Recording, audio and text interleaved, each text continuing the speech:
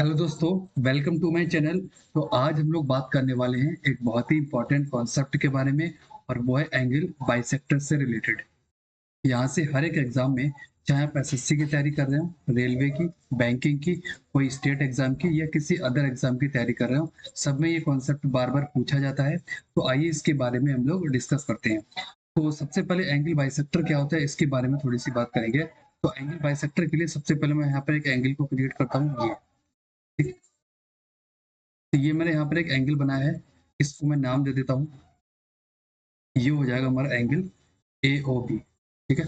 इसको मैंने नाम दिया है, ये हो जाएगा हमारा ए, ये हो जाएगा हमारा ओ, और ये हो जाएगा हमारा बी। तो ए ओ बी मैंने एक एंगल बनाया है।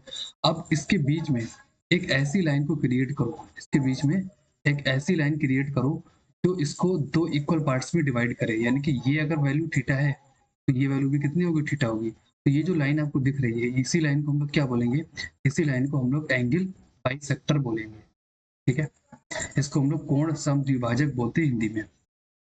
अब एंगल बाइसेक्टर्स के बीच में भी जो एंगल बनते हैं, ठीक है ना, एंगल बाइसेक्टर्स के बीच में भी जो एंगल बनते हैं उसके बारे में हम लोग कॉन्सेप्ट सीखेंगे। और यहाँ से हमको थ्री कॉन्सेप्ट हम लोग निकालेंगे, यानी कि तीन कॉन्सेप्ट आपको देखने को मिलेंगे। तो चलिए बात करते हैं, ठीक है। ये वो रहे तीन कॉन्सेप्ट, अब इसके बारे में हम लोग डिटेल से बात करते हैं। तो सबसे पहले बात करूंगा मैं इंटरनल इंटरनल एंगल बाइसेक्टर्स के बारे में, यानी कि दो इंटरनल एंगल बाइसेक्टर से बीच के एंगल कैसे निकाल सकते हैं हम लोग। तो यहाँ पर मैंने ए, बी और सी एक ट्राइंगल लिया है। इसमें मैंने एंगल बी का इंटरनल एंगल बाइसेक्टर लिया है और एंगल सी का भी इंटरनल एंगल बाइसेक्टर लिया है। अब ये दोनों आपस में ऊपर कट करते हैं, तो यहाँ पर ये जो एंगल बन रहा है, इस एंगल की वैल्यू डायरेक्ट इस थीटा के टर्म्स में कितनी होगी, ये होगी हमारी 90 प्लस थीटा बाई टू। कितनी होगी, 90 प्लस थीटा बाई टू। तो ये आपको याद रखना है, डायरेक्ट यहाँ से क्वेश्चन पूछा जाएगा कि दो इंटरनल एंगल बाइसेक्टर आपस में कट कर रहे हैं, किस एंगल पे कट कर रहे हैं, उसकी वैल्यू इस सामने वाले एंगल के टर्म्स में ये होगी 90 degree plus theta by two, ठीक है। अगला, अब मैं क्या कर रहा हूँ, अब मैं एक इंटरनल एंगल बाइसेक्टर लूंगा और एक एक्सटर्नल एंगल बाइसेक्टर लूंगा, तब क्या एंगल पे फर्क पड़ेगा। तो मैंने यहाँ पर ए बी सी वही सेम ट्राइंगल लिया है। अब मैंने बी सी को आगे एक्सटेंड करा है डी पॉइंट। तो अब मैंने बी का इंटरनल एंगल बाइसेक्टर लिया है और सी का मैंने एक्सटर्नल एंगल बाइसेक्टर लिया है। ये ओ पे जाकर के कट करते हैं, तो यहाँ पर जो एंगल बन रहा है, ठीक है, इस एंगल की वैल्यू, यानी कि इन दोनों बाइसेक्टर्स के बीच का जो एंगल है, इसको इस एंगल थीटा के टर्म्स में क्या लिखेंगे, ये हो जाएगा हमारा थीटा बाई टू, ठीक है। यानी कि डायरेक्ट इसका क्या हो जाएगा, हाफ हो जाएगा, ठीक है। दूसरा कॉन्सेप्ट। अब तीसरे कॉन्सेप्ट की बात करते हैं। थर्ड हम लेंगे एक्सटर्नल एक्सटर्नल वाला, यानी कि इसमें जो एंगल बाइसेक्टर हम लोग लेंगे वो दोनों ही कैसे होंगे, एक्सटर्नल होंगे।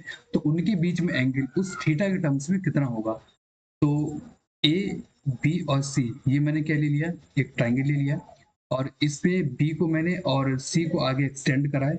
तो यहाँ से मुझे एक्सटर्नल एंगल मिले हैं, और इसका मैं बाइसेक्टर खींचता हूँ, तो बी का ये एक्सटर्नल एंगल बाइसेक्टर है और ये सी का एक्सटर्नल एंगल बाइसेक्टर है।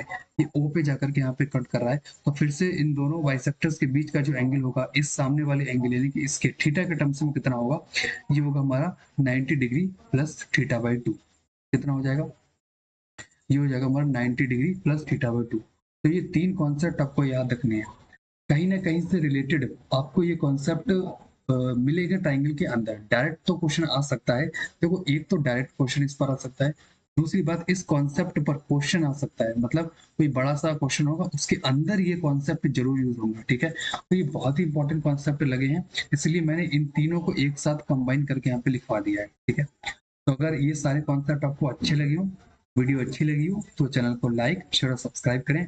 ऐसे ही कॉन्सेप्चुअल वीडियोस में लेकर के आता रहता हूँ। Thank you.